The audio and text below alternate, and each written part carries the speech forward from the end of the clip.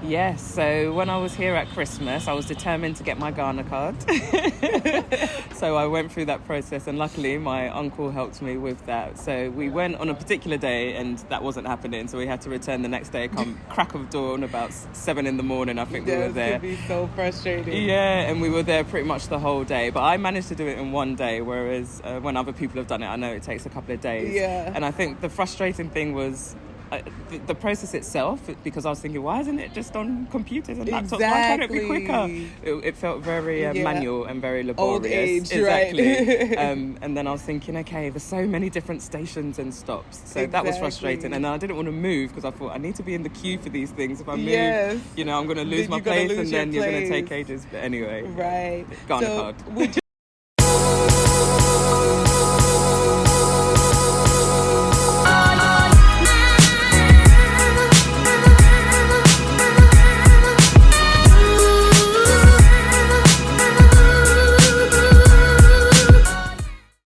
Hi, you guys. My name is Lala, and if you're not familiar with me, I've been documenting my journey in Africa for the past 2 years now. And today I am here with Effia. Hello, nice to meet you. I didn't know which name to call you. So, can you introduce yourself to the people? Why are you here in Ghana? Where are you originally from, etc.?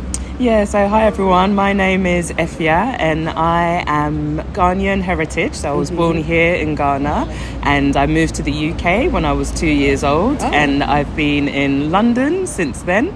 And I've visited Ghana a couple of times, but trying to come a bit more recently as I am potentially thinking of relocating. So coming a bit at a time just to familiarise myself with the country. Oh, wow. So you left at 2 years old. That's quite a young age. So you really haven't known much about Ghana, but I'm sure you've been around the culture, right? Yeah, so I think my mum did her best in terms of trying to instill the culture in us. So she speaks Tree to us to this day. She still speaks to us in Tree. My Tree isn't very good, but I am trying. So even whilst I'm here, I'm trying to speak Tree as much as possible, as long as no one laughs at me. It's good to be able to practice. So the language and certain aspects of the culture as well, so the food and a few other things. But I think when you're here, there's just something so different about just being in the actual environment that just brings the culture to life in a different way. Okay, good. So how many trips have you made to Ghana since you've left at 2? Oh, exposure. So I didn't come for quite a few years. So after going to the UK in the mid-80s, the next time I came after that was 2008, and even then I was a secondary school teacher and I came as part of a school trip, as the school that I was working at had a link with a school here in Ghana through somebody there in the UK. So I thought, no, I need to come and do it properly, have an actual holiday, familiarise myself. So after 2008, the last time I came was last Christmas, so December 22. So you got to come during Dirty December. Yes, exactly. Did you take part in the festivities during December? Yeah, so I did a couple of things. I don't think I did the typical December kind of journey, but went out a few times. So I went to Afro Nation, went to, I think it's Jamestown, Alibaba. Yeah, Jamestown. Front back, and a few places like that. But I wasn't out till like 5, 6, 7 every morning. Too old for that. I look younger than I am. So, what is it that you love about Ghana since you've revisited your home country? Yeah, there's so many things. And I think because I was here such a long time ago, and even when I was here, like I said, I was here, it was part of a work trip, so I didn't really get to enjoy the country as much. And I know that since that time it's changed a lot, so I just think, I know people talk about the vibe and it's hard to kind of capture that, but it's the greenery, the lush environment, just the different mindset, pace of life, chilling. Obviously I know that I'm here on holiday, so I have a very different experience to living here, although this time around I'm here for 5 weeks. I've tried to do a mixture of touristy things, but also because I am thinking of relocating, trying to also get a sense of what it would feel like to live here. So just going to different how is events. that going so far? How has your experience been? How long have you been here now? 4 weeks? So it's coming up to 4 weeks. Okay. Yeah. So how has it been getting acclimated into the culture and the country? Yeah, so I've really enjoyed it. So I've got family here. So when I am here, I do hang out with some of my family. So I am a little bit spoilt in that I get to see it from a different perspective. Yeah. But then I've also been trying to check out the local area. I'm part of a WhatsApp group called Find Ghana, and they're great at just promoting different events, cultural events, community events. Add me to that group. Oh, yeah, definitely. And it's got so many great things that they promote. So I've been trying to go along to some of those things, like a comedy night. Yesterday I went to a spoken word event. So I think it's good just to try to see, okay, if I was living here, what kind of lifestyle could I have, and trying to connect with people. Yeah. But wait, which country did you were in UK for a little while? Yes, so I've pretty much grown up in the UK for most of my life. What part of the UK? So I'm a Londoner, Southeast figured. Londoner. I figured. So what are the differences between London and Ghana? Oh gosh, huge. I mean, at the moment, it's experiencing some kind of a heat wave. But for example, over the summer, British people talk about the weather a lot, so this is typical. But over the summer, it was just grey and wet and just a bit up and down. So just the climate just being different. And I know it's rainy season here, but at least it's still warm. You can be outside, short sleeves, summer gear, etc. So the climate, I think, is different. The pace of life, and I guess Accra can still be quite busy and full on, but it's just mentally, I can't describe it, but mentally I feel different. Again, it may be because I'm here kind of in holiday mode, but it feels busy, but still there's a level of calmness, and everything doesn't feel as urgent all the time. Yeah, exactly. I love that about it. Yeah, so you've been in London now for how many years? Oh, exposure again. I'm going to show my age. So I've been in London for just under 40 years. Wow. You look That's why I said I look younger than I am. The grey hairs are coming through. You just can't see them. So after living in London for 40 years, what makes you want to now pick up and move to Ghana? Yeah, I mean, there's so many different reasons, and I guess they go into different categories. So I've always been interested in living abroad. So previously I'd been interested in living in Brazil. I had done some voluntary work there for 6 months, so I was familiar with the country. Again, another beautiful, lovely country, great culture. So I thought about moving there. I thought about moving to the UAE, and actually managed to get a role, and then that fell through. So I think living abroad has always been in me.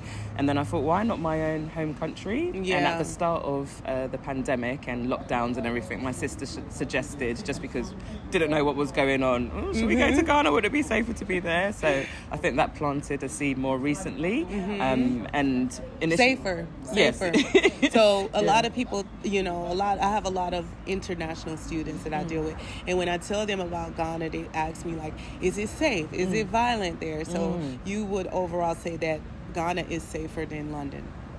Yeah, definitely. I think with every country, you need to think about how you move and how you live within the country. And there's always going to be elements where, you have to be careful about the decisions that you make and what you do. But generally, I feel that Ghana's safe. Safer, right? Yeah, definitely. Good. So what are the pros and the cons of living in Ghana? Because now you've been here 4 years, it's almost like you're living here now. Yeah, so I think a few things. So in terms of the people, so I know we're very hospitable, we're very open people, very friendly people.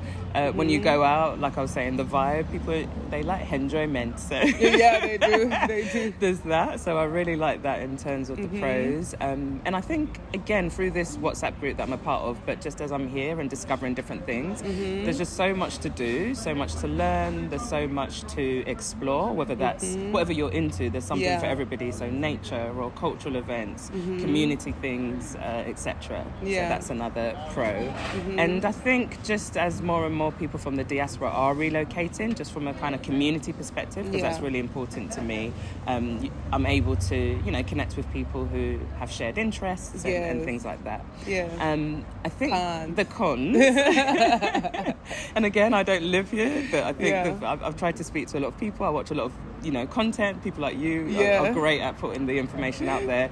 So things like being patient, being patient with things not working a particular way. Yeah. But also you are in a different country with a different culture, so you need to respect that. And I think as well, I'm just trying to think.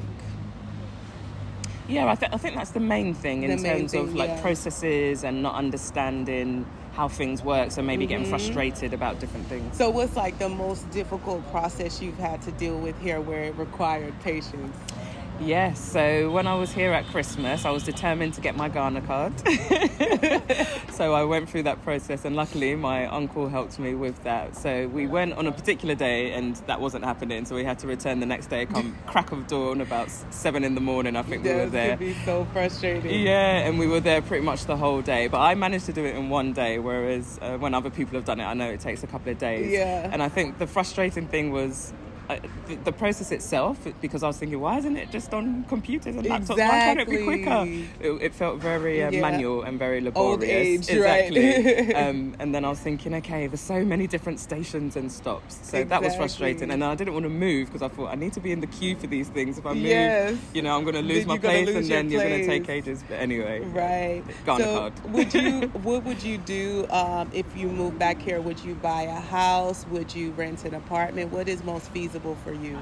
Yeah, so this is, I guess, part of the reason for being here is to be on the ground and just understand a bit better how things work. I do have options in terms of family, like I mentioned, so that's an option. But I'm thinking, okay, I want to be a bit more independent. Yeah. I'm used to living by myself. So, what do you think UK. is the smartest option for people coming from the diaspora? Yeah, so I would say probably if you can, maybe rent for a while, because then it gives you an idea of different areas, what it's like living in particular places. And if you are able to get recommendations from people, definitely go with that, because I think that helps. I may stay in family homes for a little while, just financially it's a bit better. So a bit of a mixture in the beginning, I think. Yeah. So what about Ghanaian cuisine, which has been your favorite food? Because did you grow up eating the food? I did, yes. But could you make fufu in London? So you can, but it's usually the instant one. So here you get the proper local one where they're on waffle for. Exactly. So they'll do it properly. And although, funnily enough, the last time I was here at Christmas, I only had it once, which my uncle and auntie made, and it was great. Yeah. And I haven't had it since I'm not a big fufu person. Yeah. So I've had it's the things that I love in the UK, but I've had here. So contemporary with plantain. I've had nkatienkwine, so that's peanut soup, and I've also had enkramankwine, which is okra soup with benku. So those, and then a lot of grilled plantain by the roadside and buffalo. So I love buffalo. Like, I swear, it is so simple, but I love it. So what's the worst cuisine in your opinion? Like the one that you don't like? Yeah. Do you know what? I think because I kind of stick with the things that I like, I wouldn't say that I've had things that I don't like. My cousin was saying yesterday that I need to try TZ. I can't remember the full name for it. And I've been a bit put off because my friends had it and she wasn't so keen. And, they're going to come for me. But Watch is very popular. As far as I'm aware and concerned, I don't like it. I haven't had it, but I need to maybe have some good watch it. Yeah. How are the locals treating you in Ghana since you've been here? Because you're born in Ghana, but you left. So sometimes they could try to, your own people will treat you differently. Has that been an issue for you? It's always so interesting because when I'm in the UK, I look very Ghanaian. And I mean, obviously I look the way I look, so I look Ghanaian here as well. So they can tell that I'm Ghanaian heritage, but they know, that I don't live here. There's something a bit different. But you know what? I've had a really positive experience. Just people are very kind. They're very friendly. I feel as if because I've been trying to speak Tree, even though it's broken Tree, that I've tried to kind of blend in with the locals. But I'm sure there's an element of them knowing that I'm not quite local. Yes. So what about the men, the women? Have you had different experiences? Yeah, because I'm hearing a lot of Ghanaian women aren't the most friendliest, but you will find some here and there. So what has been your experience in that way? Yeah, I wouldn't say that I've experienced that, but I think as well, because like I said, I've got family here, so I've been hanging out with my cousin a lot, and my other cousin's female cousin and her friends. So I've had very positive experiences, but maybe that's because I haven't interacted with certain people or in a particular way. So so far, it's been positive. So what has been like the biggest culture shock? I know you're Ghanaian, but it's got to be something that's like, what? Yeah, let me think. Kind of put me on the spot. Culture shock. Oh gosh, I'm really and maybe because I was here for 3 weeks at Christmas and then I've come kind of like 8 months afterwards, so maybe the familiarity is there. I think sometimes in the UK they can be overly polite in terms of some things, but at the same time here, even if you think about the language, they say please with everything, so that's good. I know the thing that people talk about is customer service. I knew you was going to say that. So I know, again, I've had some very positive experience, but there's not this sense of urgency, there's no rush. Right.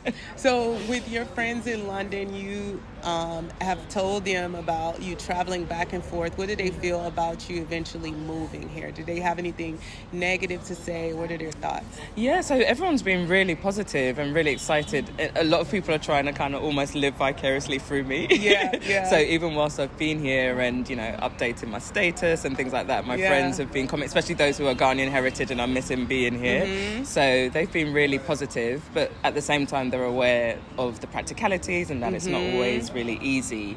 So what are the questions that they ask you? Has anybody asked you anything ignorant or crazy or surprising?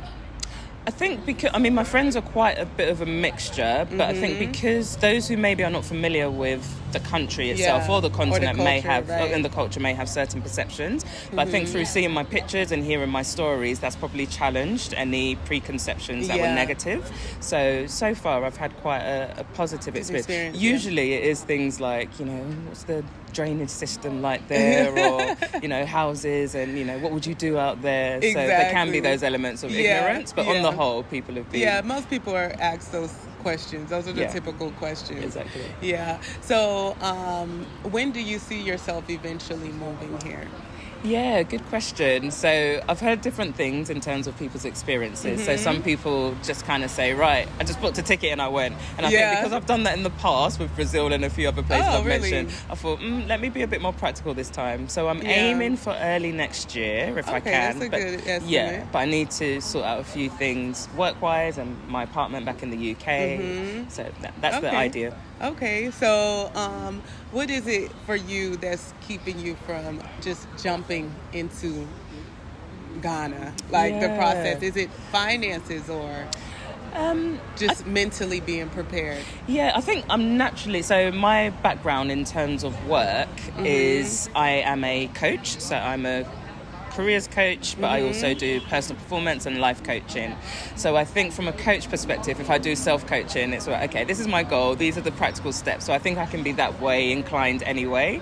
So it's an element of being practical, and I'm also somebody who can be a bit risk averse, so I want to plan it well. But then also just through, like I said, the content that I've been listening to and hearing other people being interviewed about their experience of moving here.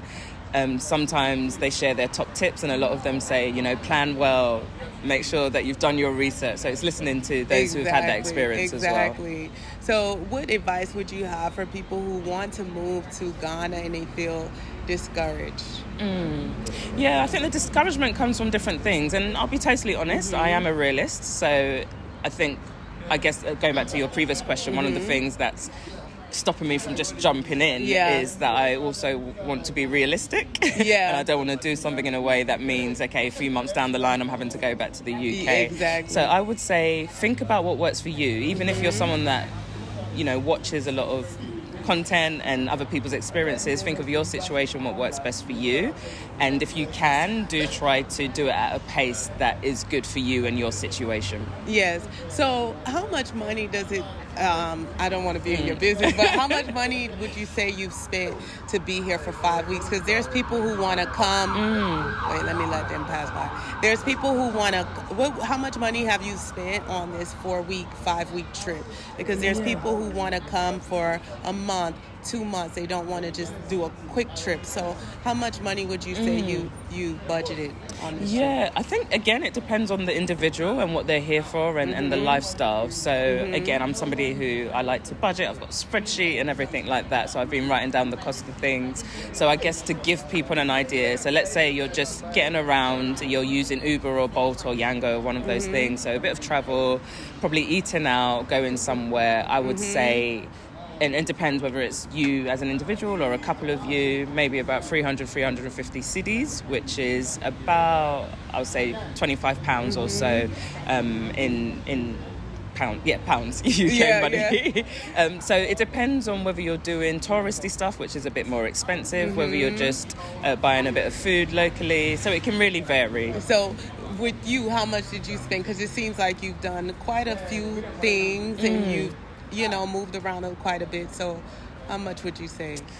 Yeah, it's hard off the top of my head. It's hard to tell because I've also got things that I'm kind of putting aside money for the end of the trip. So getting clothes made or things like that. How much would you estimate for just a normal person, normal activities? Yeah, by themselves? I'll say from a minimum of £500, but it can go upwards 500, 750 to 1,000. Oh, £500 for 5 weeks.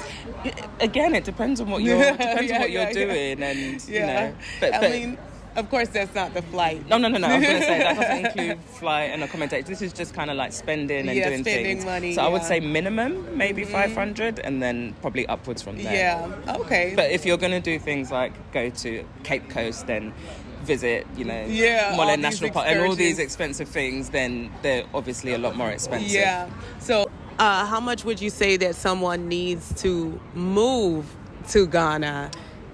Just an average spender. Yeah, and again, it depends on your lifestyle. So I know I watched something, I watched somebody's video and they were talking about on average how much they spend. And I can't remember the exact amount, but if it was in dollars, let's say it was about $1,000 a month or something like that. But that was things like accommodation, electricity, bills, going out, entertainment. So loads of different things. But again, it depends on the individual and how they want to live. Because it can be reasonable, but it's also an expensive city quite naturally, and it's not a cheap place to be. So you do need to make sure that you come prepared. So you would say about 10,000 for a year? Because they have to pay a year in advance. Yeah. So you're talking about just accommodation and dollars? Yeah, accommodations and... Yeah, and again, depending on the area that you want to be in, some of the accommodation can be $1,000, and they're quoted in dollars as well, so that's something to bear in mind. Can be $1,000 a month in somewhere like Osu or Cantonment. So it just depends on where you want to be and what kind of lifestyle you want to have. Okay. So do you have any final words for my people? Because, they're watching from all over the world and everybody wants to come to Ghana. So what are some final words that you have for my viewers? Yeah, so I know my friends are very jealous of the pictures that they've been seeing and the videos. So I would say definitely come and enjoy yourself, but also just make it the experience you want it to be. Both when I came at Christmas and this time around, I've made it the experience I want to be. I've connected with people. I've got advice from other people. So make it the experience you want to be, but definitely come. Okay, thank you. So if anyone wants to find you, do you want to give them your handle or anything?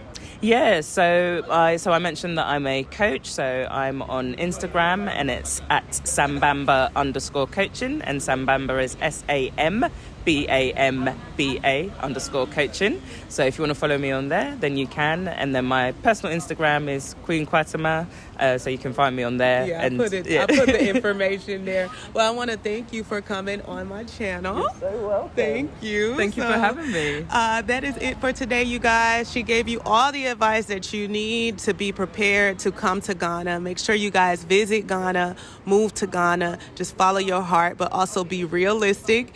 And and practical. Okay, so thank you for watching, and one love. Bye.